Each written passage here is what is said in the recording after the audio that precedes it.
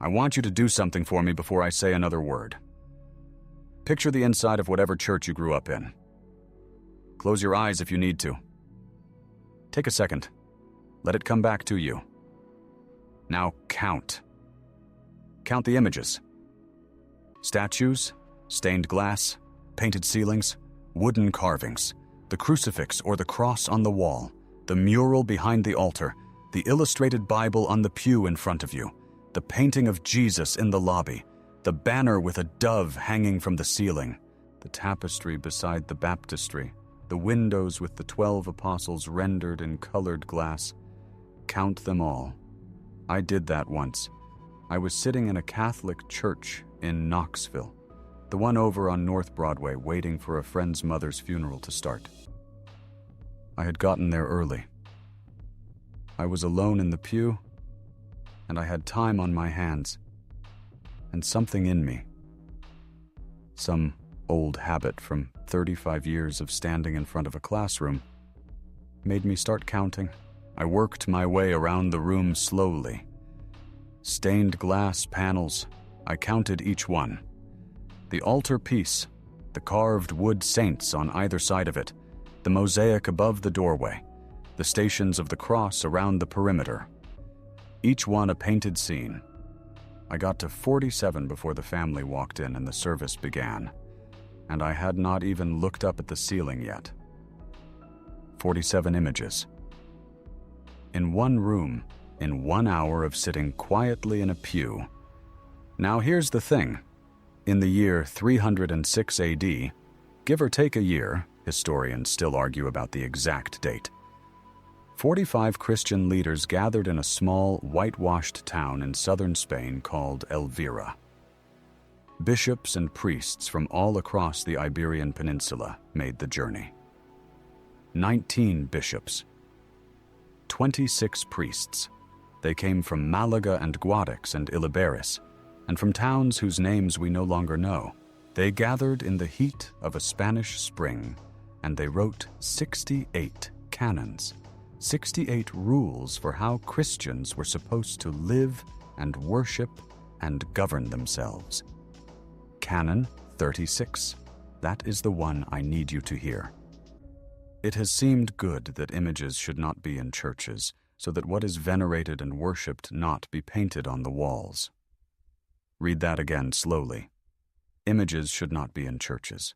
What is venerated should not be painted on the walls. That is not a suggestion from a nervous deacon. That is not a letter from one bishop to another. That is the very first official decision the Christian Church ever put in writing about art and images. 68 rules, and Rule 36 said, no pictures on the walls of our worship spaces. And today, 1700 years later, every church I have ever walked into is covered wall to ceiling in exactly what that council said should not be there. 47 images before the family walked in. I am not here to tell you what to think about that. I am here to tell you what I found when I started pulling that thread. And I will tell you right now, it goes deeper than you think. If this is the first time you are watching, my name is Howard. I spent 35 years teaching history in Knoxville, Tennessee. High school, same building, same room, same students every September for 3.5 decades. I retired, my wife passed, and in the strange quiet that follows something like that, I started reading more seriously than I ever had. I found a worn copy of Spinoza's Tractatus Theologico-Politicus at a yard sale. $2, somebody's handwriting in the margins, and nothing has been the same since. I am not a pastor, I am not a theologian. I am a retired teacher who reads old books and tells you what is in them. Hit subscribe if you want to stay. Let me back up and tell you what I grew up believing. Because I think where I started is probably where a lot of you started, and it matters for where we are going. I was Southern Baptist, born and raised. My grandfather was Baptist, my father was a deacon. I became a deacon for 22 years at the same church. And in that tradition, we did not have statues. We did not have paintings of Jesus on the wall. We had a cross, plain wood, nothing ornate, no figure on it. And that was the extent of what hung on our walls. I was taught, not in so many words, but the impression was perfectly clear. Images in a church are the Catholic thing to do. That is their tradition, not ours. It is what made their churches look the way they look, and ours look the way ours look. And we didn't talk about it beyond that. But here is what nobody told me, and what I suspect nobody told most of you. The early Christian church, the actual church of the first 3 or 4 centuries, the people who built the thing from the ground up, was far more like my Baptist church than like the modern Catholic church, at least on this one question. Now, I want to be precise here because imprecision is how history becomes mythology.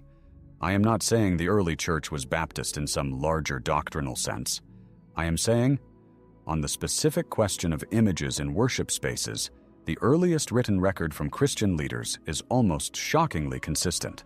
And it says what my old church said, not what the churches full of icons say. Let me take you through the record. Tertullian.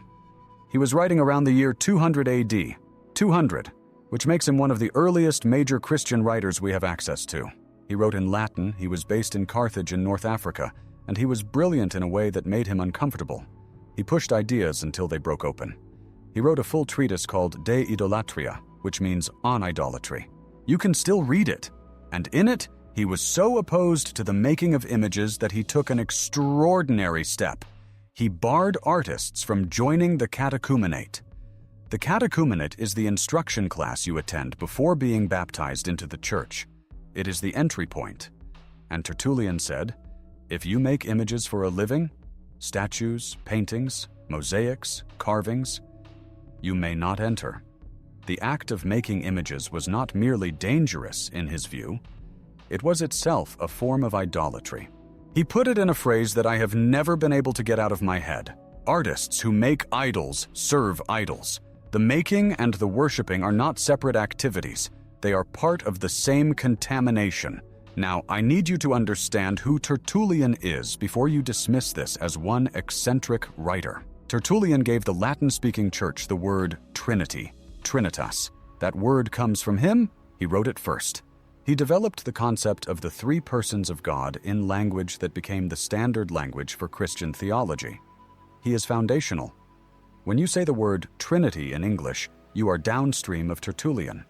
He is not a footnote, he is a foundation stone. And around the year 200 AD, that foundation stone said, making images is idolatry, and image makers should not even be allowed to get baptized until they quit. Then you have Origen.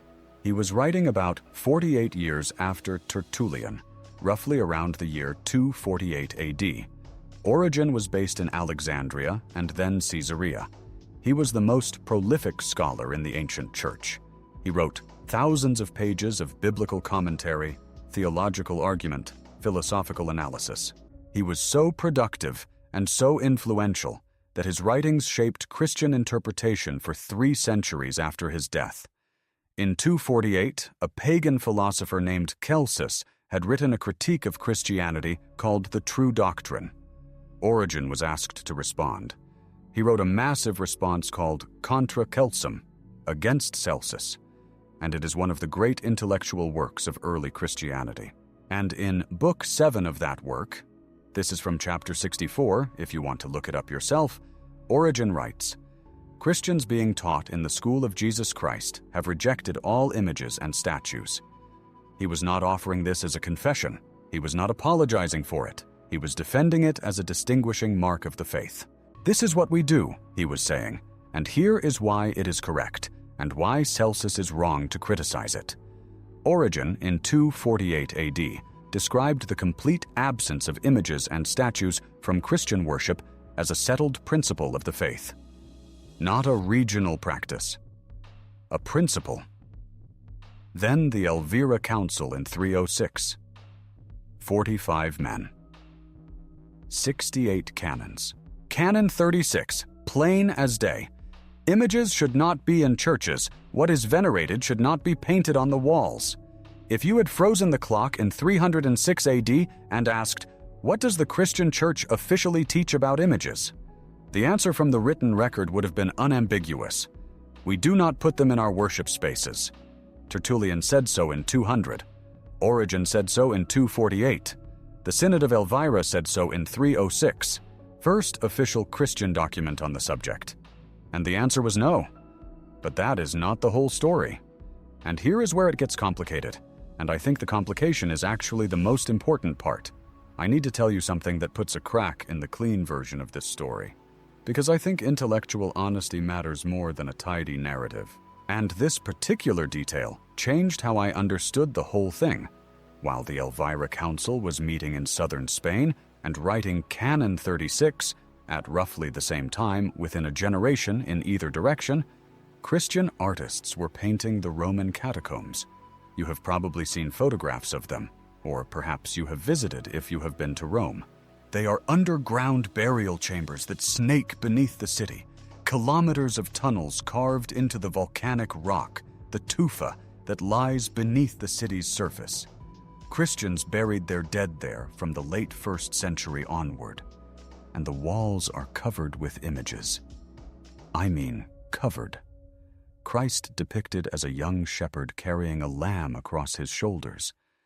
The scene of the baptism of Jesus in the Jordan River. Daniel standing calm in the lion's den. The raising of Lazarus. The paralyzed man taking up his mat. Noah in the ark. The Last Supper. Jonah swallowed and spat out. Image after image after image, painted in rich ochre and red and blue and green, filling the ceilings and walls of chambers where Christians prayed over their dead. Some of the oldest of these paintings go back to the late 2nd century. The same decades when Tertullian was writing De Idolatria in North Africa, saying that image makers should be barred from baptism. In Rome, at exactly the same time, Christian painters were decorating tombs with images of Christ. What does that mean? It means that there was never, not at any point, a single unified early Christian position on images. Not once. From the very beginning, there were two camps. One camp said images are forbidden, are idolatry, contaminate the worship space.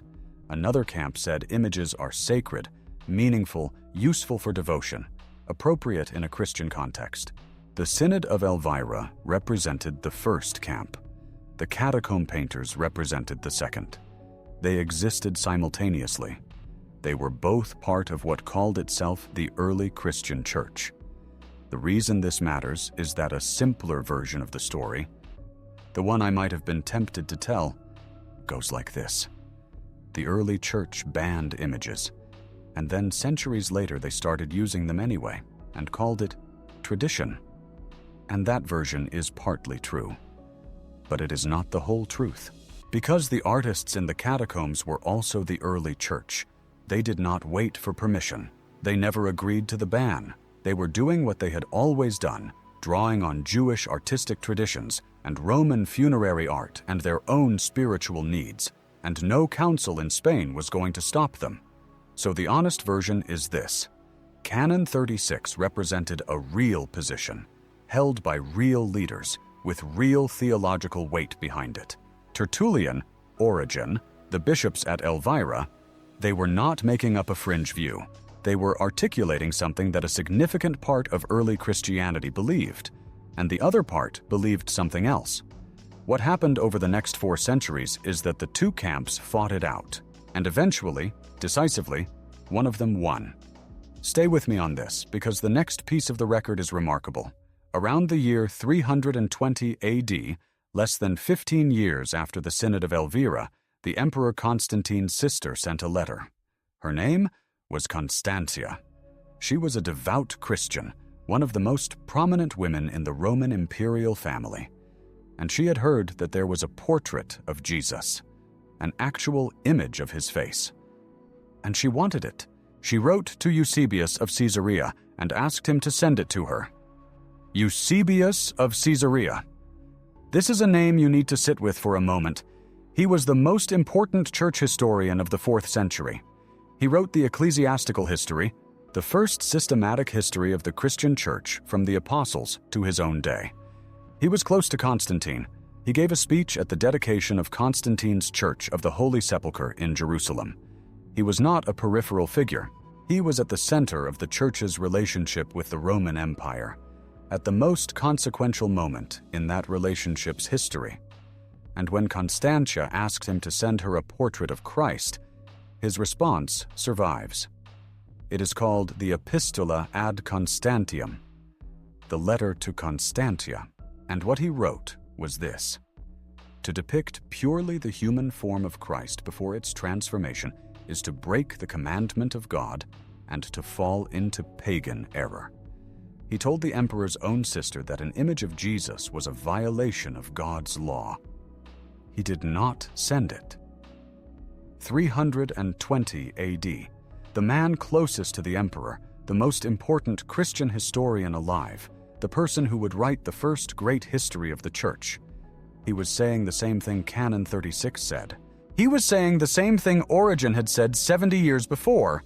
He was saying the same thing Tertullian had said 120 years before. And nobody told you that in Sunday school. Nobody mentioned it at confirmation class. Nobody worked through the implications with you. I grew up Southern Baptist. We had no images in our church. And nobody ever told me that we were, in a very real sense, practicing what the earliest written record of the church actually taught. We were not told. Baptist churches without images are closer to the documented practice of the 2nd and 3rd century church than churches with statues. We were just told, that is the Catholic way, and this is our way, as if it were a matter of preference. And on the Catholic side, and I want to say this with genuine respect, because I have Catholic friends here in Knoxville who are careful and thoughtful about their faith.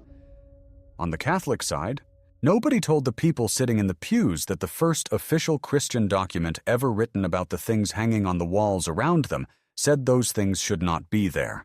Nobody explained the history of how the practice got to where it is.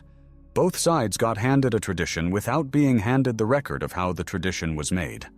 And that brings me to where the ground shifts entirely under your feet. The year is 787 AD. We are now 481 years after Canon 36, 1,000 years after the earliest catacomb paintings, nearly 600 years after Tertullian barred image makers from baptism.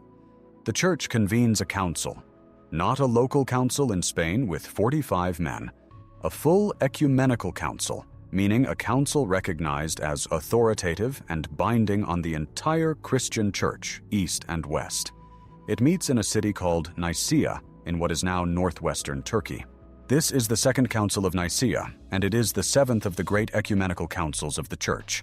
And the Second Council of Nicaea does something that I could not quite process the first time I read it. It reverses the prohibition on images, but it does not simply permit images. Let me be precise, because the precision matters. It does not say, images are now allowed. Each community may make its own choice. It says something far more specific and far more forceful than that. It mandates the veneration of icons in churches. It says that icons, images of Christ, of the Theotokos, of the Virgin, of the angels, of the saints, are to be honored and venerated. They are to be kissed. They are to be saluted with incense and with lights. The council uses the word proskynesis, reverential greeting, the bowing of the head. These images are not merely permitted, they are required. They are sacred objects of devotion. And then, and this is the line that made me set the book down and stare at the wall of my study for a good 5 minutes. The council declares that opposition to images is a heresy. The word for the people who opposed images was iconoclasts, from the Greek, icon, image, and klastes, one who breaks. Image breakers. The emperor at the time, Constantine V, had led a campaign to remove images from churches across the Byzantine Empire. That campaign was called iconoclasm. Images were physically destroyed. Icons were whitewashed. The people who supported images were persecuted. And the Second Council of Nicaea, convened in 787, declared that what Constantine V had done, what his iconoclast movement represented, was not a policy disagreement. It was a heresy, a sin against the faith, a departure from Christian truth. Let me say that again slowly. The position that Tertullian held in 200 AD, no images, artists who make them serve idols, image makers should not be admitted to baptism.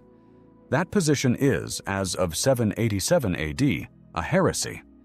The position that Origen articulated in 248 AD, Christians, taught by Jesus Christ, have rejected all images and statues. That position is, as of 787 AD, a heresy.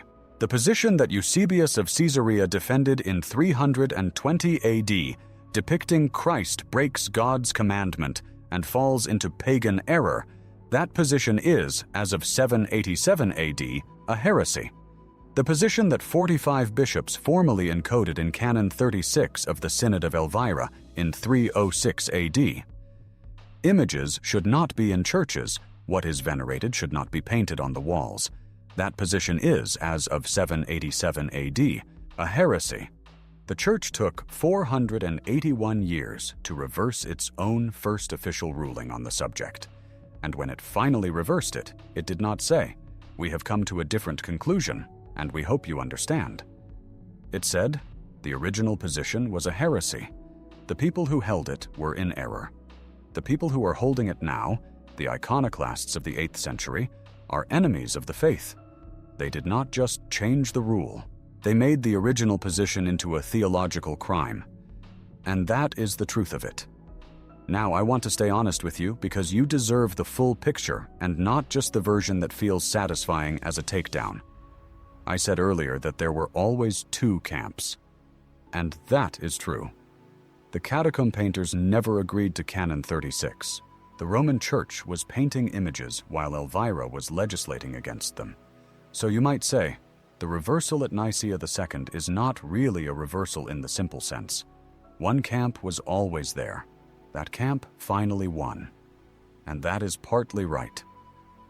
I want to grant it. But here is what I think still matters.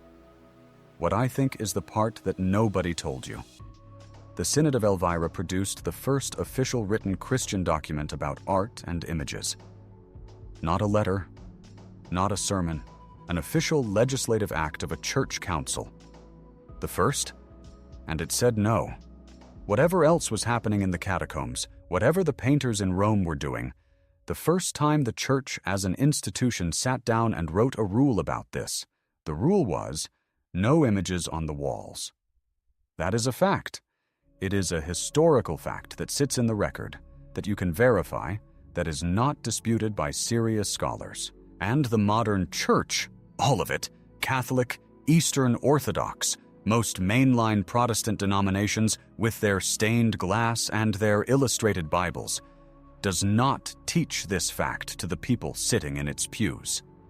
Think about that. The people sitting beside me at that funeral in Knoxville, counting images without knowing they were counting them, they had no idea that in the year 306, 45 Christian bishops made the first official ruling on exactly the things surrounding them. And the ruling was, those things should not be here. And when the reversal came, in 787, after 2 full iconoclast controversies that lasted decades, that tore communities apart, that resulted in exile and persecution, and the physical destruction of artwork that had stood for generations. When the Church finally made veneration of images the official binding position of the entire Christian faith, nobody stood up and explained the journey. Nobody said to the people in the congregation, "Here is what we used to say.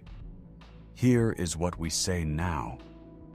Here is the process by which we got from one to the other." It became tradition. It became the way things have always been done.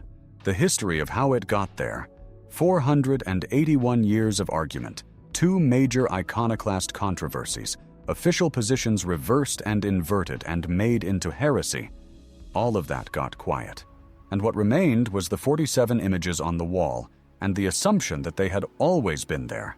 If this kind of history matters to you, the kind they do not put in Sunday school, the kind that sits in the actual record and just waits for someone to go looking, I want you to know that what keeps this channel going is people who hit super thanks. Every time someone does that, It tells me there is still an appetite for this kind of careful, honest look at the documents. I appreciate it more than I know how to say. Let me bring this home now, because I do not think history for its own sake is the point. The point is what it means for you, sitting where you are right now. The historian Karen Armstrong, in her book A History of God, makes an observation that I keep coming back to. She writes about how theological positions that feel like eternal truths are almost always the product of specific historical moments, responses to specific pressures, specific conflicts, specific fears. She is not saying they are wrong. She is saying they had a beginning. They were made by human beings at a particular time and place, and the people who received them later often did not know that. That is what I think about when I think about Canon 36 and Nicaea II. Every tradition you received, every visual practice, every rule about what belongs in a worship space, every assumption about what is sacred and what is prohibited, is the product of a human decision made at a specific time and place. Sometimes that decision was made by 45 men in Spain who were worried that their congregations were absorbing too much of the surrounding pagan culture. They were not wrong to worry about that. That was a real problem in the Iberian Peninsula in 306 AD, and their response, no images, was a response to that specific problem. Sometimes the decision was made by a full ecumenical council 481 years later, responding to a Byzantine emperor who had spent decades tearing images down, persecuting icon venerators, and pushing a theological agenda with the full weight of imperial power behind it.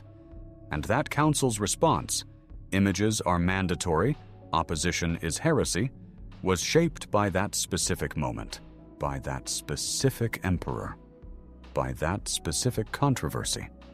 The tradition was not handed down unchanged from the first century.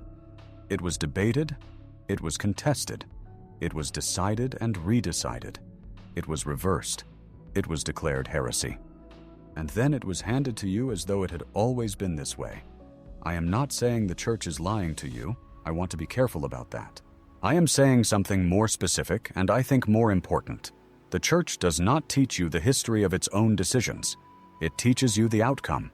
It does not teach you the process by which the outcome was reached, the alternatives that were tried and discarded, the people who held the position that is now called heresy. And when you do not know the process, you cannot ask the right questions. The right question is not, should there be images in churches? That debate has been officially settled for over 1,200 years. The right question is, who settled it? When? Why? And what did they have to overturn in order to do so? What did the people who lost that argument believe? What was their reasoning? Were they wrong? On what basis? Canon 36 of the Synod of Elvira is one page of the answer to those questions. The Second Council of Nicaea, 481 years later, is another page. The Catacombs are another. Tertullian is another. Origen is another. Eusebius and Constantia's letter is another. The full book is longer than I can give you in one sitting. But the fact that the book exists, the fact that these arguments happened, were recorded, were reversed, were made into heresy, and were then quietly forgotten in the tradition that survived them. That is what I think you deserve to know.